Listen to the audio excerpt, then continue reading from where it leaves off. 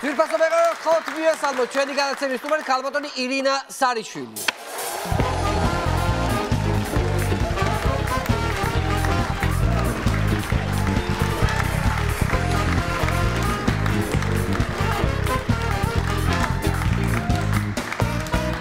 ირინა, ძალიან დიდი მადლობა, რომ მოხვედით ჩემთან სტუმრად, იმიტომ რომ შენი სახლიდან გამოსვლა ცოტა ჭირს ბავშვების. რასამ სუგარეთ ვარ. ხო და ამიტომ ეხლა ისეთი პერიოდია რომ მე მინდოდა რომ შეყოფილიყავი ჩვენი განაცემის სტუმარი, იმიტომ რომ არაჩვეულებრივი ანალიზი გაქვს თან როდის არ არის ეგეთი პერიოდი ამას. სულ არის, მაგრამ ახლა ისე შენი განაცემა ყოველდღიური რატო არ არის? მე მიგვირის. ყოველდღიურს ვერ ვაკეთებ. რატო მასალა არის? მასალა კი მაქვს, მაგრამ თვითონ ტვინი ვერ ეწევა აი მაგალითად ყოველი განაცემის დაწყების წინ რამდენჯერმე ვცვლით სცენარს, იმიტომ რომ იმდენად ქართული ოცნება იმდენად გვანებიულებს თემებით, რომ ამიტომ სხვანაირად რა ვიცი, ხანისია ხანასია, ანუ ვერ მეწევით, მივირთვით ჩვენი გამოკვლევა. გამსაქმებლები არიან ფაქტიურად. ბევრი თემაა ახლა და ერთი დავიწყო არ ვიცი. იმიტომ რომ იქიდან გადავაქცევ, მაგიდას დავსვრი. ვერ ისწავლე ხო იქ? არა, ვერ ვისწავლე. ყველაფერს მოყვარ ვისწავლე. კაი. მოდი ახლა დავიწყოთ ოპოზიცია და ხელისუფლების შეხვედრა და ნუ ეს ევროპელების ჩართულობა, შარლ მიშელი და ასე შემდეგ და ღარიბაშვილის ჩასვლებით შარლ მიშელთან და თავის შესანიშნავი ჯდომით ის ფოტო რო ფრიალებდა სოციალურ ქსელში. არ ვიცი, ბევრი ვერსია იყო, მაგრამ მე როგორც კი შევხედე ამ ფოტოს, აი პირდაპირ სახეზე აწერია, როგორც ზის, რომ რაღაცას დააჯდა. და ცდილობს გაიგოს, რას დააჯდა, თან არ იმჩნევს. აი მე იმას არაფერი ისეთი დატანჯი სახე ქონდა, ხოდა არა, ეს საერთოდ, ანუ მე მგონია რაღაც აი საშინელებათა ფილმში მგონია თავი, განსაკუთრებით ამ მოლაპარაკებების ფონზე, იმიტომ რომ მოლაპარაკება ორ მხარეს ხო გულისხმობს. ხო. ანუ ორივე მხარე უნდა ლაპარაკობდეს, ხო? რა თქმა უნდა, ორივე. მე რასაც ვხედავ, ლაპარაკობს მარტო ოპოზიცია. ისინი არაფერს არ ლაპარაკობენ. ანუ მე თვითონვე მიდიან კომპრომისზე. თვითონვე სთავაზობენ დათმობას, ისინი არაფერს არ ამბობენ. ხო, ეგრე. გამოდიან და მე გეუბნებიან, რომ არა, ჩვენ არც არჩევნებს ჩავატარებთ, არც პოლიტპატიმრებს გამოვუშვებთ, არაფერი, ესენი დანიშნავენ მე სხვა რაუნდს, შედიან ახალ დათმობებს სთავაზობენ. გამოდიან ამ თავისი დათმობებით უკან. თან კიდე კრიმინალებს ეძახით კიდე ზემოდან. რა გახდა, კაცო?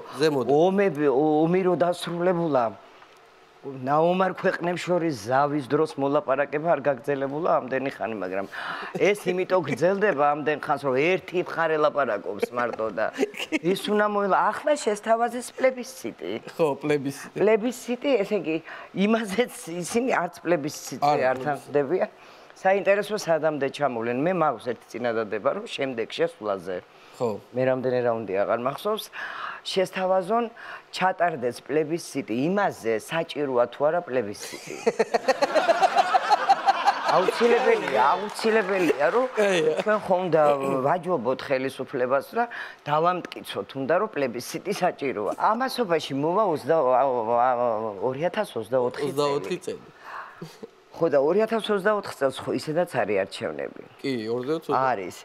თან ახალ პრეზიდენტსაც ეს 6 წლით ხო ყავს ეს მადამ კუკუ არჩეული, ხო? 6 წლის მერე დიდი ალბათობით რომელიმე ატმის ხიდან ჩამოხსნიან და შეიძლება ისევე გაირჩიონ. ის საბჭო ირჩევს უკვე საყოველთაო არჩევნები აღარ არის.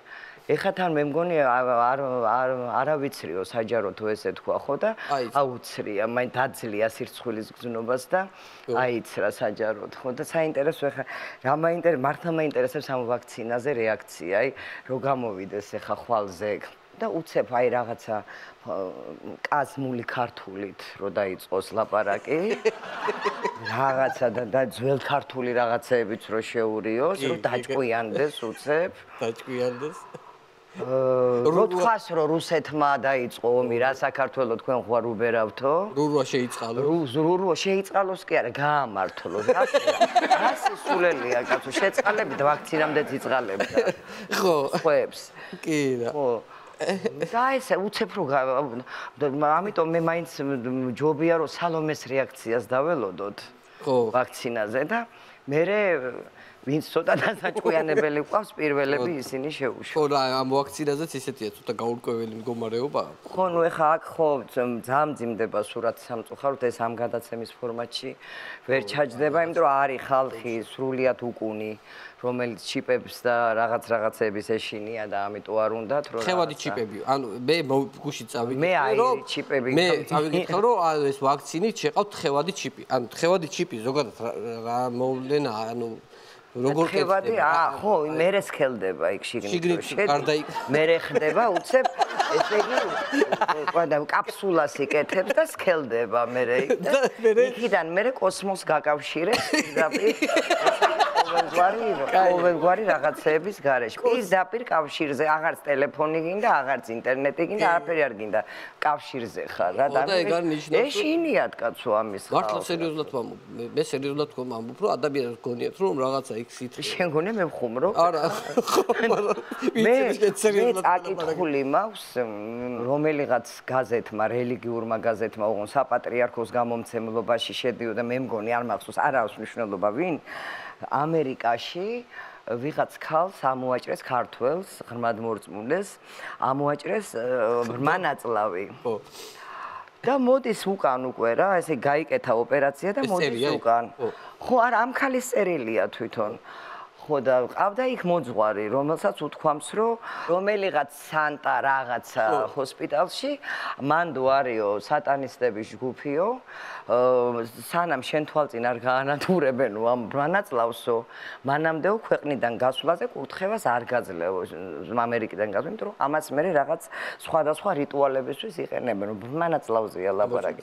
აქ წარმოვიდგინე ეს ქალი მივიდა იმ საავადმყოფოში, უცებ იმათი ხელმძღვანელობა წარმომიდგენია, მივიდა და მოითხოვა თავისი ბრანაწლავი, რომელიც რა თქმა უნდა აღარ იყო. გადაწყდა რომ კი არ გადააგდეს, სადღაც გაუშვეს რა შავ საქმეებს.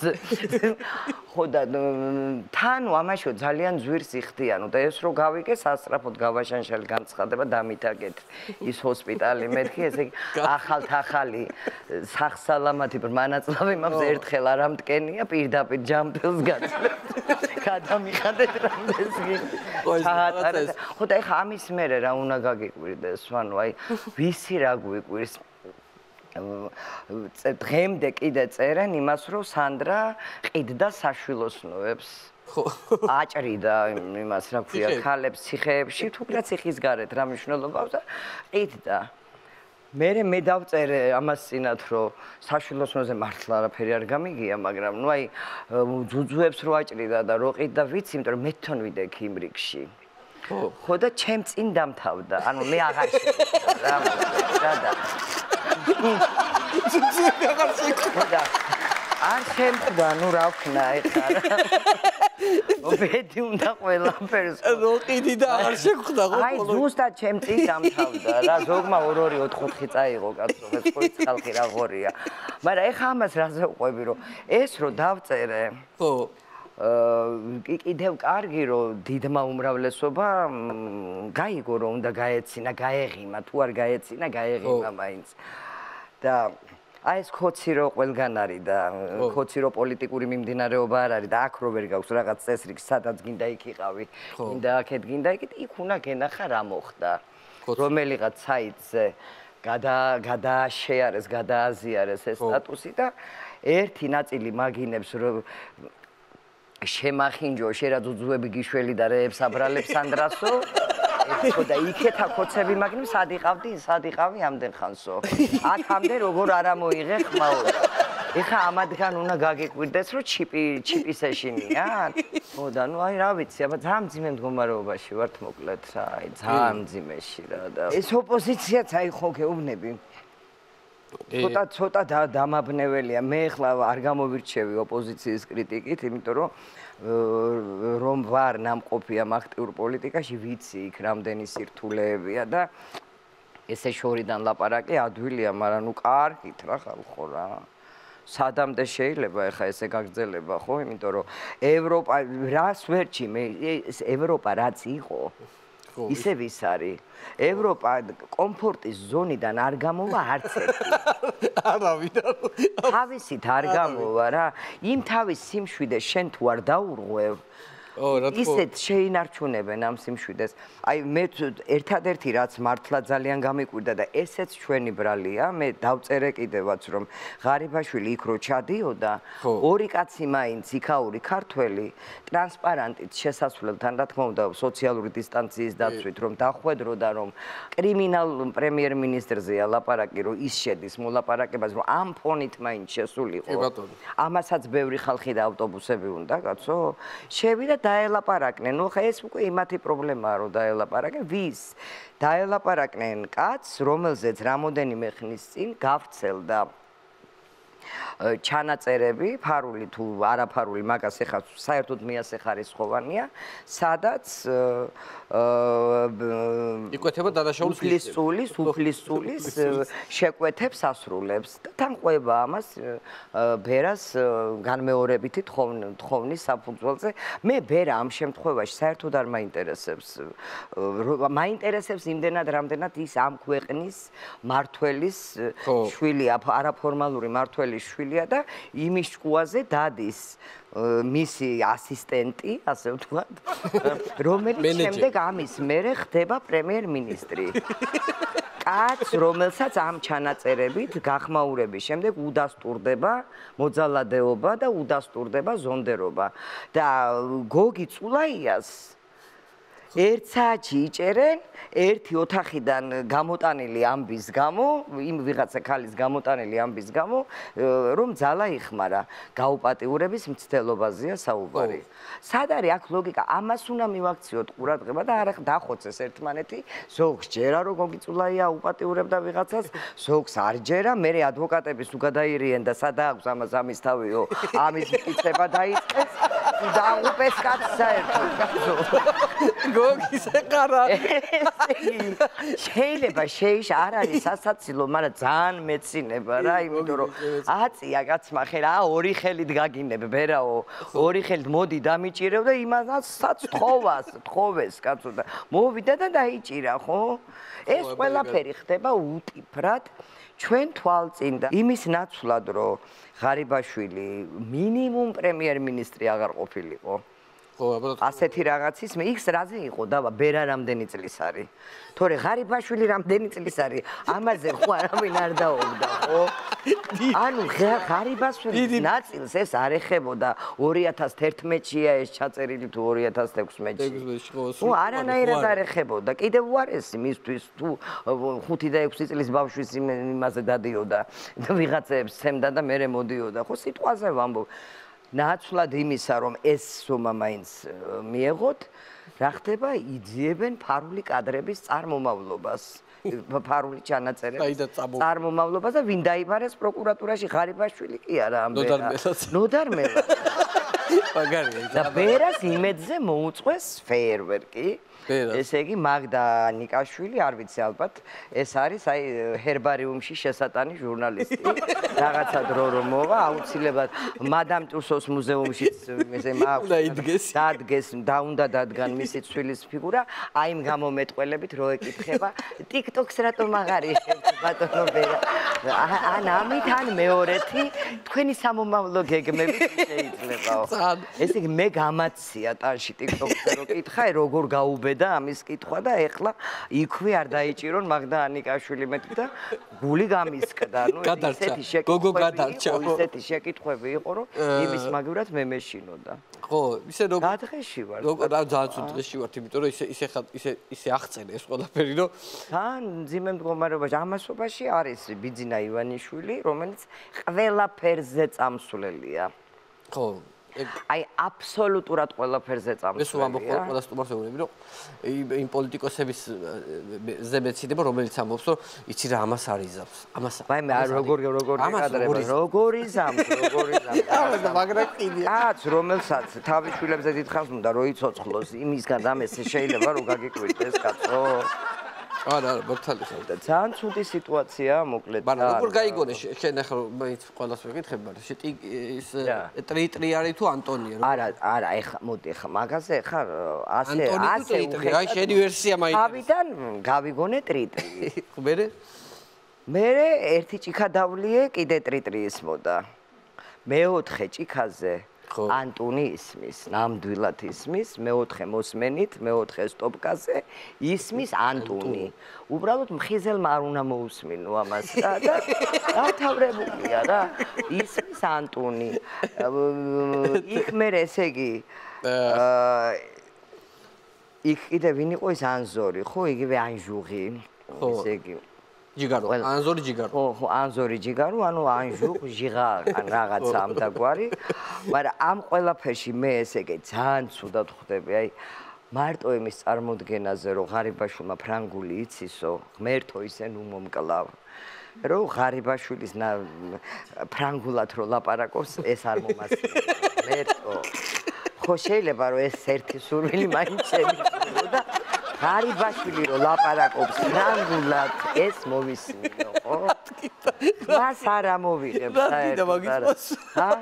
დამუღამიგა. აი, ნუ ყველაფერი შეუძლებელი ხო უნდა ნახოს ადამიანმა, ხო და აი ძალიან მინდა, აი ძალიან, აი ღარიბაშვილი ძალიან. ერთი ამაზე ვიცინე და მეორე კიდე რაღაცა გრძელი კომენტარები კეთდებოდა ძალიან ღარიბაშვილის მიმართ დასავლეთის დამოკიდებულებაზე და ყველაზე მოკლე წინადადება რითაც დახასიათა ღარიბაშვილი უკან შეაბრუნეს. ხო, იქ იყო ერთი. ეს რო დაიწერა. შარლ მიშელთან უკვე იქ რაღაც გინდა კიდე რამე შეაბრუნეთ. ხო, მაგრამ აქ ჩვენი უნიათობის წყალობით ისევ გამოყო თავი და ჭიტაო კიდე დაიძახა. კი. ხო. და ისევ ლაპარაკია იმაზე, რომ რა არჩევნები, კაცო, რა პოლიტპატიმრები. ესენი არაფრის დათმობას არ აპირებენ. მაგრამ ყველაზე საინტერესო ისაა, რომ ამ ფარული ჩანაწერებს აბრალებენ ლაშა ნასლიშვილს და ყველაფრიდან გაუშვეს. ეს ლაშა ნასლიშვილი ყველგან რო ოლგა ივანიშვილი. ხო. მე кайხანი ის დღეები ეს რომ მოვისმინე, აქეთ-იქით ვიხედებოდი, იმიტომ ერთი ვიღაც კაცი შემხვდა წამაღებინა. რაღაცა მძიმე პარკები მიმქონდა, მივხვდი რომ ისიც ბიძინა იყო. ანუ საერთოდ ყველა ბიძინა და ეხა რა შვება ნეტა ეს ეხლა მაინტერესებს რა. აი იცი რა არის, მაინც ეს სატელევიზიო ეთერია და აი ენაზე გადგება რომ რაღაცა თქვა და ვერ ამბობ. მოდი მაშინ ბევრი პრობლემაა რა, ეხლა ძალიან ქვეყანაში. ამასთან ერთად ეხლა ვითომ ხო არის ეს რა ქვია, აი ეს პოლიტიკური კრიზისი, მაგრამ კიდე გვერდით ამდენი პრობლემა, ფასების ზრდა, იქით მაგალითად ბიზნეს გაუზარდეს სიგარეტი ხო. ესე იგი ვეწეოდი მალბოროს. ხო. მიუკაკუნა 7 ლარს. ხო, მალბოროს ეწერა ყელის კიბო, ყველაზე ხშირად ეგ პასტა ეგ ხდებოდა ხომ იმ მოღუნულ სიგარეტიანს ვეძებდი რომ ის მე მაინც არ შემეშინდება ამისი მეთქი, მაგრამ იმ დეფიციტი დავიწყე ხა 5 ლარიანი სიგარეტი ვიპოვე FM-ი. ამას აწერი ახატია თვალი და აწერია აბრმავებს. ეხლა სასწრაფო თან 5 ლარიც მებევრება. რა მე უფრო იაფიანი თუ გაიგო გამაგებინე ესე იგი სულ ერთი ეხატოს ყური და ეწეროს რომ აყროვებს. ალყურში არ მესმის მაინც და სადაც 1-2 და თან ასე თუ გაგრძელდა მიჩევნია დაუყროს. არაფერი აღარ მაგრამ ეს დანახვა და ყელი მჭირდება. პოსტს ავაწყდი ძალიან საინტერესო შენს Facebook-ზე მანქანაში რო იჯექი. ვაიმე. ძალიან მაგარი. აი ხო არიან ძალიან გაგიჟებულები ჯანმრთელობაზე. აი რო დაუსტვინეს უკვე რამდენიც გინდა. ეგეთი შეხვდა ტაქსის მძღოლი. ხო. რო ჩავჯექი ტაქსში. ეს დიდი პულვერიზატორით ხონდა ის სითხე. ასე კლავებამდე ასე აი შეიყო ხელები, ასე ბოლომდე იზილა. 1-5 წუთი კარგად დაიმუშავა, ყველაფერი მოკიდა საჭეს. ის მანამდე ქონდა ალბათ გაწმენდილი. დააძრა მანქანა და ჩამახველა. უკვე მივხვდი რომ რაც აი პირბადიანად რო ააკანკალა კაცს ესე რო ახტა და შემეცოდა თან მეშინი ავარიაშია მართლა არაფერს არ ვამეტებ. გავაღე პირი რომ მინდა რომ უთხრა რომ ნუ გეშინიათ ბრონხები მას იმიტომ ძალიან ხშირად ვეუბნები ამას ადამი. რო გავაღე პირი კიდე თავს რო იკავებ. ხო. ხო მე კიდე უფრო გახველებს და მივუშვი. ესე იგი ამან მიადგა გაზფეხი. სახლამდე როგორ მიმაფრინა ვერ გავიგე. ხო და მე ეს ამოვიღე ხელში მიჭირავს ეს ფული აბა ხა იმით ხო არ მივცემდი ჯოხით. აძლევ ფულზე არ მინდაო, არ მინდა გადმოყბაგდო მანქანი და ბატონი. მე ეს შევთავაზე ყოველთვის ვისაც უფასოდ გნებავ ტაქსით სიარული გამომტევით. ვიცი. თუმცა არ გამოგვართ. გაია. არა ძალიან ხო არა ის არის ამას აი რეაქტიული ფსიქოზიც აღარ ქვია ხა ჩვენ რა. ხალხი მართლა შერყეული. ამ ყველაფერ სოციალურ სიდუხჭირეს სრულ უტვინო, უტიფარ და უსინდისოს ერთად ხელისუფლებას, აი ყველაფერს ერთად. ხო. დაემატა კიდე პანდემია, რომელმაც საერთოდ მთელი მსოფლიო შეძრა და ჩვენ რას გვიზამდა? ხო, რა თქმა უნდა, ჩვენ ისედაც ესეთ ემოციური ხალხი ვართ და ისინი შეიძრენ და ჩვენ დაგვენდა. საბოლოოდ ჩვენი მდგომარეობა არის აი რა გითხრა რა. კი. იქ ეხა ეკონომიკის აღორძი ანუ რეაბილიტაციაზეა ლაპარაკი და ჩვენ რაც არა გვაქვს ის რეაბილიტაცია უნდა გაკეთდეს. შეხედეთ ეკონომიკის მინისტრს და ომი აღარ იქნება. აჩვენეთ სოფლიოს. არაფერი აღარ მოხდება, არც ცუდი და არც კარგი. ხალი ვაქცინები სანამ შემოვიდო და გვეუბნება გამოვიდა და გამოაცხადა, რომ მინდა გახაროთო, რომ 80,000 ვაქცინირებული ტურისტია. აი მართლა ეს გაშტერებ რამდენჯერმე გადავახვიე ვიფიქრე მომესმა მეთქი და ესე იგი რა ვქნათ ეხა იქიდან უნდა გამოვიღოთ ის ვაქცინა რატო უნდა გამიხარდეს 80,000 ვაქცინირებული ტურისტი როცა ჩვენ არ გვაქვს საერთოდ ეს პანდემიის ახლა კომენდანტის საათს ხო არ ხსნიან ცოცხალი თობით რა ეგ ძალიან უცნაური ყველაფერი გახსნიან მაგრამ აი 9 საათზე მე მომცეს უკვე 9 საათზე სახში უნდა ვიყო გინდაო ბავშვთან ერთად და ცხრის მერეო გაგიშვებთ ხოლმეო რა მინდა ბავშვთან ერთად ღამის 9 საათის მერე ქუჩაში ან ბავშვი თუ დატოვე ვერ გავხ არა ბავშვი როგორც ცნობა როგორც საშვი ისე უნდა მყავდეს და თუ სადმე წასვლა მინდა ღამის თევითაც შემიძლია ბავშვს წავიყვან აი იცი რა ამ კომენდანტის საათმა ჯეროდის ხონდა აზრი ვანო მაგრამ ეხა ხო საერთოდ ხო იმიტომ რომ მშვენიერი გამოსავალი ნახეს თინეიჯერებმაც და ყველამ თუ ვინმე სადმე წასვლა უნდა კირაობენ ბინებს